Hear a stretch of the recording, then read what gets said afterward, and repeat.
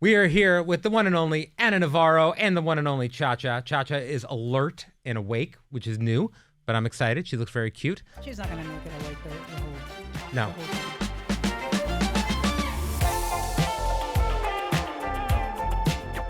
You've got a laptop. You have notes today? What's going on? It's not a laptop. It's an iPad. Oh, it's an iPad case. Yeah. That looks like that could survive like a bombing. That's the It case on does. that. It comes with me everywhere I go. And you know, I travel a lot. I do a lot of things.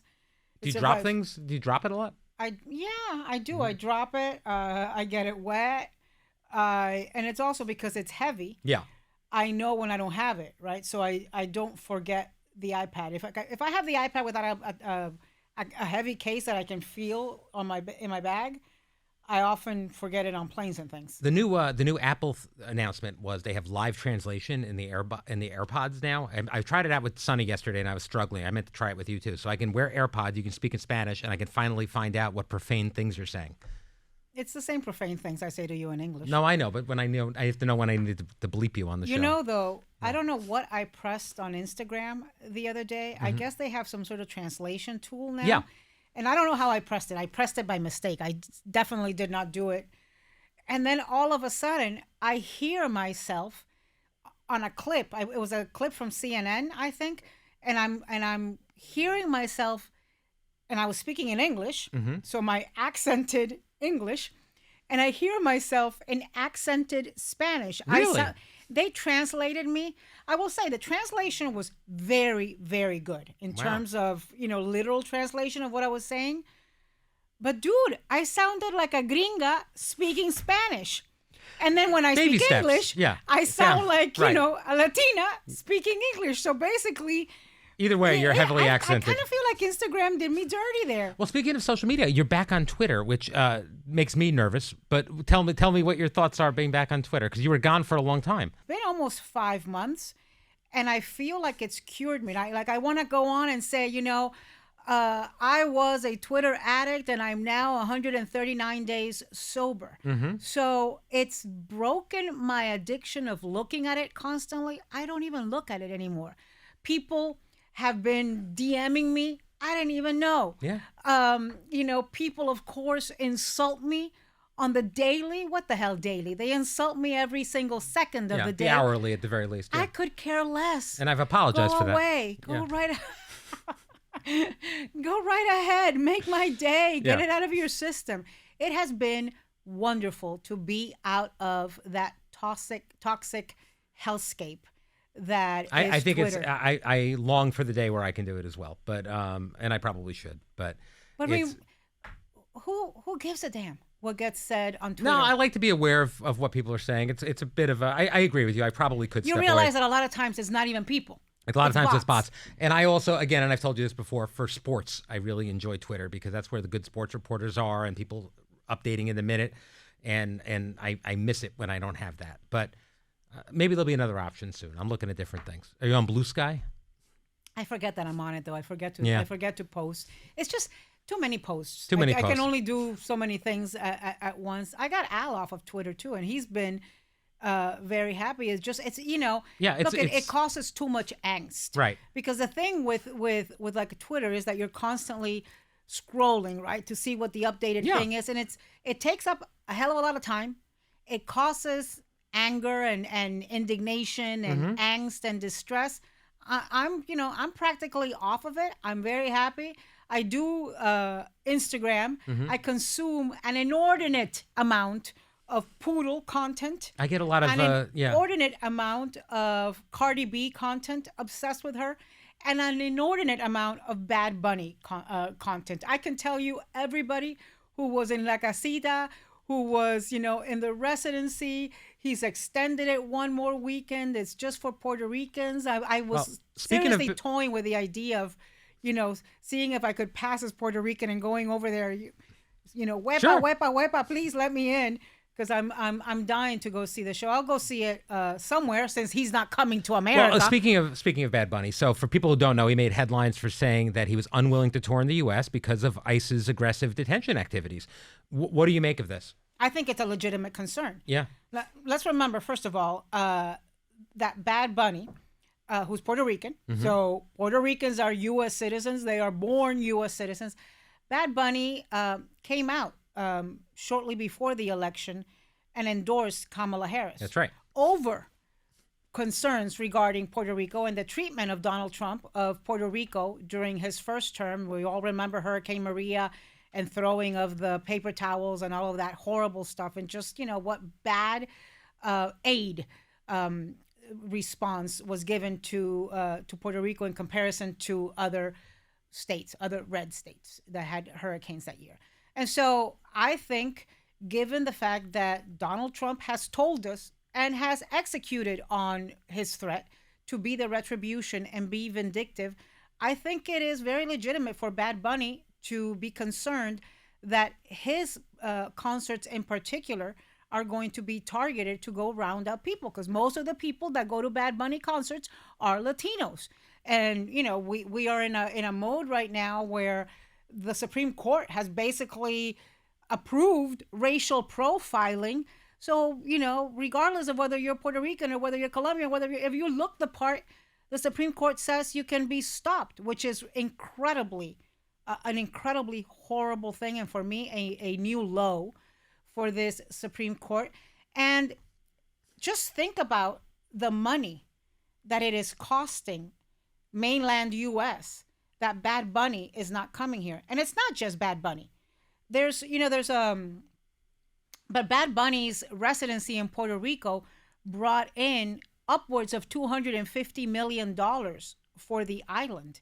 He is such a proud Puerto Rican. He's always thinking of how to help the island, and he actually talks the talk and walks the walk. But Univision has an annual award show. It's called Premios Juventud. It's a wonderful show where they give awards to musical artists. It's kind of like a Latin Grammys type thing, but in Spanish. It's always in Miami. Brings in so much business. All the different bands and managers and talent coming in from all over the country, staying in Miami, spending money there, parties there, rentals of huge venues, all the people, the vendors, the people who work from being at an arena, working at an arena. They're hosting it in Panama later this month. Right. It's a loss. Why?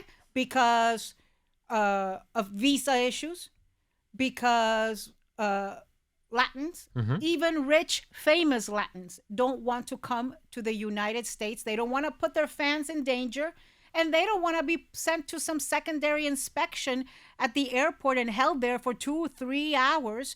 There are visas that have been revoked from band members and things like that, so they can't come with their bands. People don't want to come to America, and I don't know if Americans understand just how bad that is for us. We're losing foreign students. That the brain drain that means. Those students are going to other countries.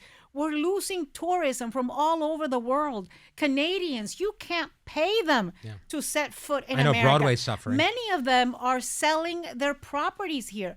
I've got rich Latin friends, really rich Latin friends who don't want to come. If that's the rich ones, what do you think the not so rich ones are feeling in terms of being threatened? It is costing America tens of billions of dollars. I have seen numbers of $29-30 billion.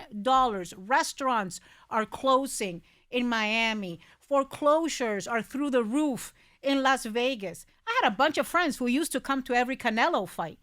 They didn't come. They watched it on pay-per-view from their countries. And I lost some money, but that's okay.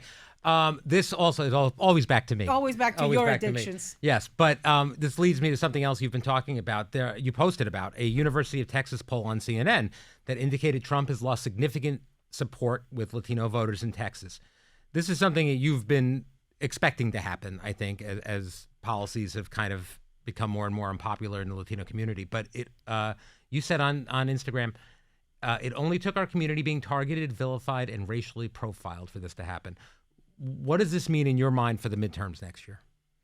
Well, Republicans are trying to cheat, basically. their way into keeping the House majority by redistricting. Yeah, we haven't talked much about it yet on the show. And we need and to. so Yeah. they're redistricting, particularly in Texas, because of course that's a red state with a red governor and a Republican state legislature. Right. So they were able to do it, but they're doing it counting on the great, strides that Donald Trump made with the Latino community in Texas. Remember that Rio Grande Valley, he really made up some ground for Republicans there, and he did very well with those Latinos. So you're thinking that support might not be there. Despite the fact that I and others went hoarse telling them over and over again, this is what's coming. Our community will be vilified. Our community will be targeted. But I don't think people expected to see, masked men dragging Latinos through the streets and smashing in car windows. And I don't think they expected to see, children being torn from the legs of their parents as they're desperately holding on.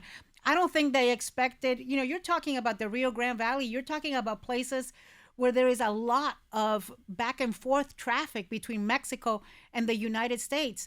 So they've got to be hurting enormously. He's also gone down almost 50 points with Latinos in Texas when it comes to handling of the economy. All those people who couldn't stand the way Kamala laughed, and they were voting for Trump because of the price of eggs. Well, okay, how expensive are your huevos now? Tell me. So you go to I don't know, do you do any shopping? Do you do any grocery shopping? My wife does most of it. I get sent out on errands when I'm home on the weekends, but that's about it. Yeah. I grocery shop. I do a lot of it on Instacart, but I actually went to the grocery store the other day. I had like 2 little paper bags of groceries. It's expensive. And it was $300. Yeah. It wasn't meat. It wasn't lobster. It wasn't sea bass. It was like healthy stuff that shouldn't be that expensive. It was fruits and produce and vegetables. That's now I got an excuse to eat potato chips. Yeah. Wow, that's scary. All right. The other thing we've been talking about all week, today and yesterday in particular, were the Kash Patel testimony on Capitol Hill. He brought up Alex Acosta, who is the current labor secretary, but was also the U.S. attorney in Florida during the Epstein trial. Yep. Now, Patel said the original sin in the Epstein trial was the way it was handled by Acosta and the non-prosecution agreement that Epstein got. He then said it ultimately hamstrung the federal government's ability to hold Epstein accountable. Why did this stand out to you? Because I know Alex Acosta. Oh. Remember, Alex Acosta is a Cuban American from Miami, about my same age. He's a very ambitious man. He grew up poor, very smart, a little awkward and a little weird, if you ask me. And I've always wondered what was behind that sweetheart deal. Right. He ended up before Trump appointed him labor secretary. And I will tell you, I don't remember this Epstein issue coming up at all during those confirmation hearings. I'm not sure. But before, it didn't. You're supposed to be fully vetted, right, when you are nominated to a cabinet position. And this, which happened, in 2017, didn't so much as raise an eyebrow. That is a hashtag fail by the U.S. Senate, Republicans and Democrats too. Yeah. who didn't bang drums over this. But I've always wondered why he made that sweetheart deal. There's been lots of rumors and stories about him. He was a valuable informant in some way or something like that. What do you think it is? I think Alex Acosta was about to be out of a job. He was a U.S. attorney under George W. Bush, who was not up for re-election. It was 2007 leading up to 2008. So we were, he was about to be out of a job. That's a political appointment. George W. Bush was going to be out of office. And I think Alex Acosta saw all those very powerful attorneys that were representing Epstein. He had a dream team of attorneys. And I think he was thinking, could one of these lead to my my next job? Alex Acosta was a very accomplished, that's interesting. I hadn't thought of that. Litigator. To me, the timing, right, matters. The plea deal was in 2008. apparently they reached the deal in 2007. The plea deal was in 2008. John McCain was running for office. Then George W. Bush was going to be out. Alex Acosta was going to be out of a job. So that's just my suspicion, right? Just from knowing the guy and looking at the timing and knowing politics and a little bit of the nature of people. Right. And people have been digging around this. Did somebody higher up? Did the Attorney General at the time, I don't know who the hell it was. Maybe it was Ashcroft. I can't remember. No, Gonzalez, maybe it was. Did somebody higher up actually direct him to make this plea deal, or was this a decision he made on his own? I will tell you, I don't know where Alex Acosta is now. I mean, I'm sure he's in Miami. At one point I was selling my first house, and he and his wife actually came to look at it. This was before any of this. This was before he worked for Trump and all of that.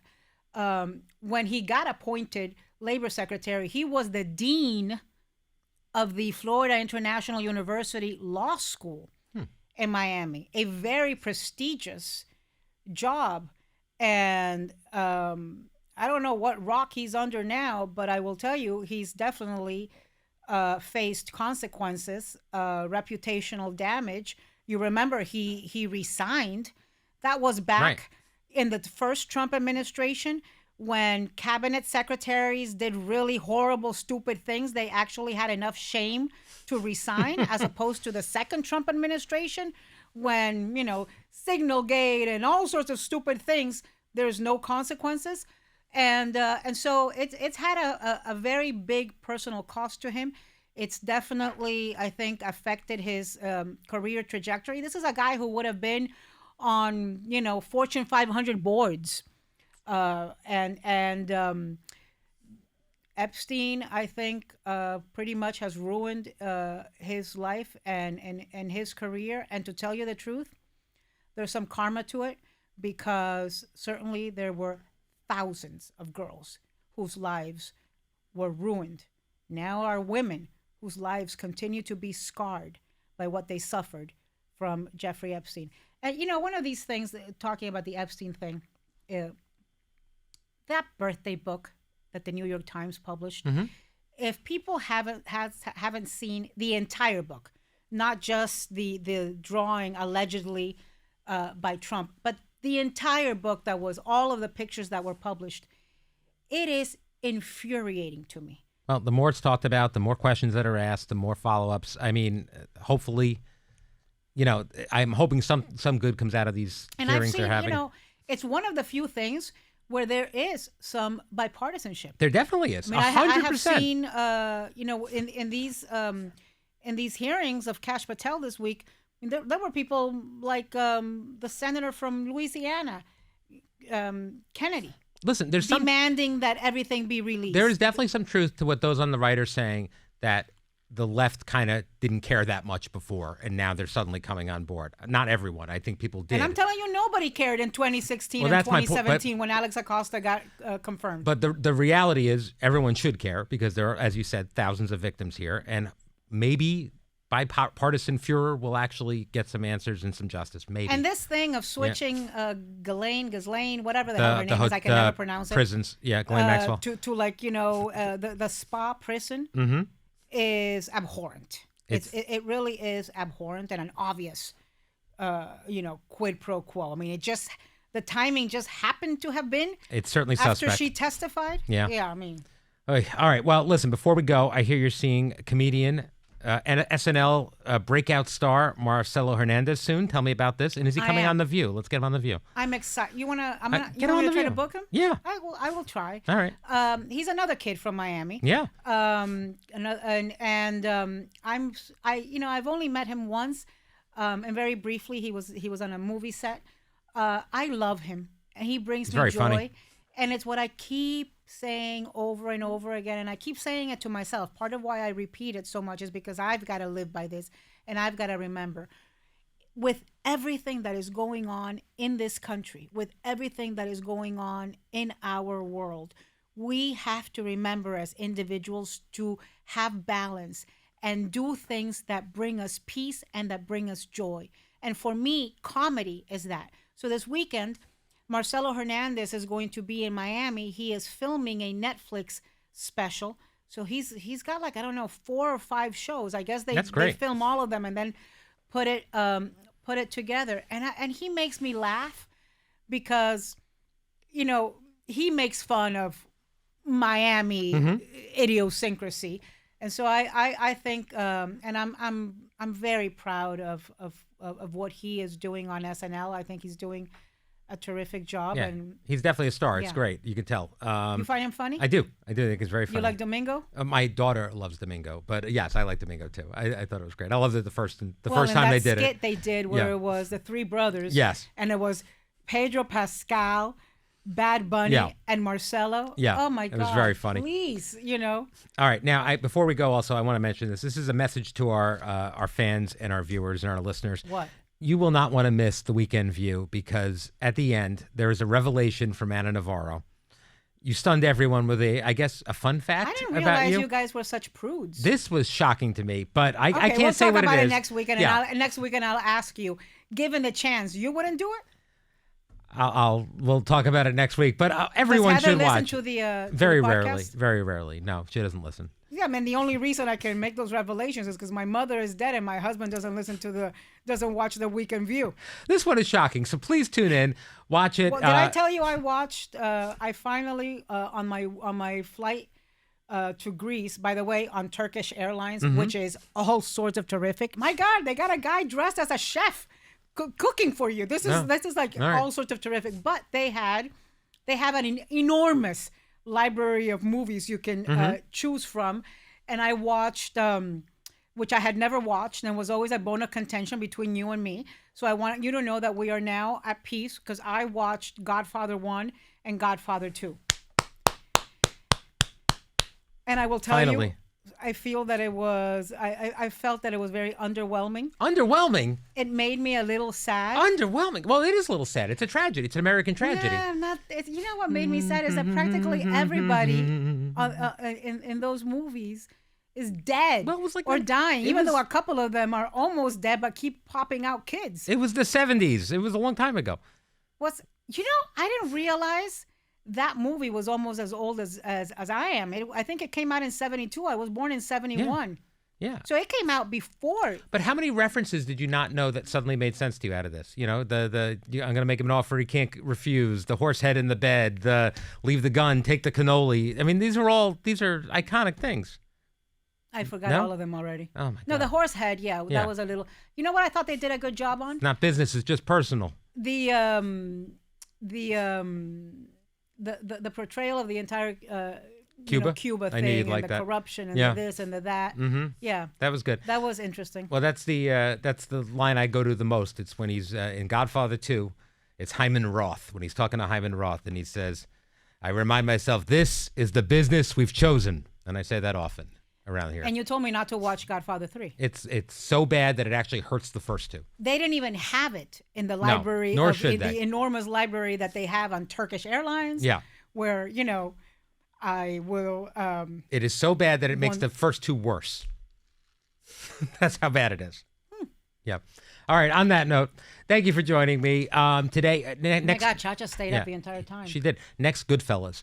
Chacha, Anna, thank you for being here. That's it for us on Behind the Table this week, but we have an all-new view for you tomorrow, including we have a special guest, Lily James, who's fantastic, and the very requested return of Joy's Comedy Corner. This is exciting. I don't know if it was just requested by Joy or by other people, but it's happening. The hilarious Andy Huggins is the guest, and you'll be in the audience for this, and we'll see you next week.